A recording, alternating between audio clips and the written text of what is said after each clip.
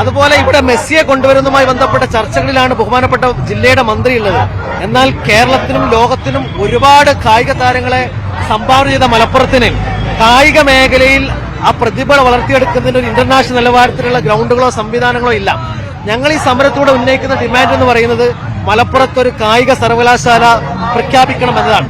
അതുപോലെ നമുക്കറിയാം UGCയുടെ മാനദണ്ഡപ്രകാരം ഒരു യൂണിവേഴ്സിറ്റിക്ക് കീഴിൽ പരമാവധി 100 കോളേജുകളാണ് അഫിലിയേറ്റ് ചെയ്യാൻ കഴിയുക.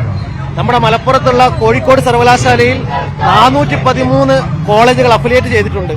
എന്ന് പറഞ്ഞാൽ 4 യൂണിവേഴ്സിറ്റി വേണ്ടിടത്താണ് നമുക്ക് ഒരു യൂണിവേഴ്സിറ്റി ഉള്ളത്.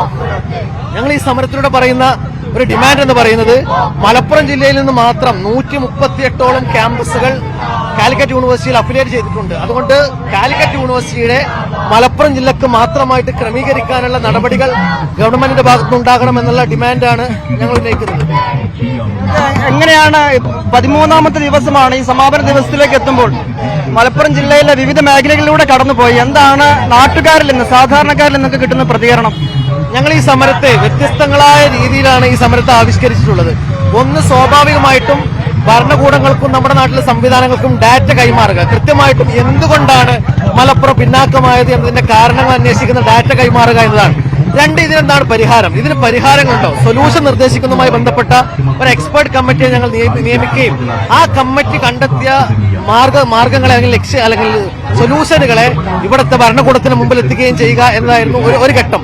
അങ്ങനെ മലപ്പുറം ജില്ലയിലെ വ്യത്യസ്തങ്ങളായ MLA മാർ, സാംസ്കാരിക പ്രവർത്തകർ, ഭരണകൂടത്തിന്റെ ഭാഗമായിട്ടുള്ള ആളുകൾ ഇവരെ നേരിൽ കാണുകയും ഈ വിഷയങ്ങൾ അഡ്രസ് ചെയ്യുകയും അവരിലേക്ക് എത്തിക്കുകയും ചെയ്തു. അതുപോലെ ജനങ്ങളിൽ നിന്ന് അവരുടെ അഭിപ്രായങ്ങൾ ആരായുന്നതുമായി ബന്ധപ്പെട്ട ഗൃഹസമ്പർക്ക പരിപാടികൾ പോലെയുള്ള പരിപാടികൾ നടത്തി. അതുപോലെ മണ്ഡലങ്ങളിൽ ഇതിന്റെ പ്രചരണാർത്ഥം വാഹനജാഥകൾ സംഘടിപ്പിച്ചു.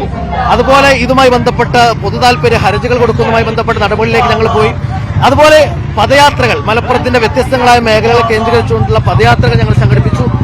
നിങ്ങൾ ചോദിച്ചതുപോലെ വളരെ പ്രതീക്ഷാ നിർഭരമായ പ്രതികരണമാണ് ഈ വിഷയങ്ങളോട് ഈ നാട്ടിലുള്ള മലപ്പുറത്തെ ജനങ്ങളുടെ ഭാഗത്തുനിന്ന്. മുമ്പ് നമ്മൾ ഇതിനെക്കുറിച്ച് ഉന്നയിക്കുമ്പോൾ മലപ്പുറത്തുകാരോ അല്ലെങ്കിൽ പൊതുജനമോ ഇതിനെക്കുറിച്ച് അവെയർ ഇല്ലാത്തൊരു അവസ്ഥ ഉണ്ടായിരുന്നെങ്കിൽ ഇന്ന് മലപ്പുറത്തിന് അറിയാം നമുക്ക് അനിവാര്യമായിട്ടുള്ള ഭരണകൂടത്തിന്റെ ഭാഗത്തു നിന്നുള്ള യാതൊന്നും ലഭിക്കുന്നില്ല എന്നതിനെക്കുറിച്ച് നല്ല ബോധ്യമുള്ള ഒരു ജനതയാണ് മലപ്പുറത്തുള്ളത്.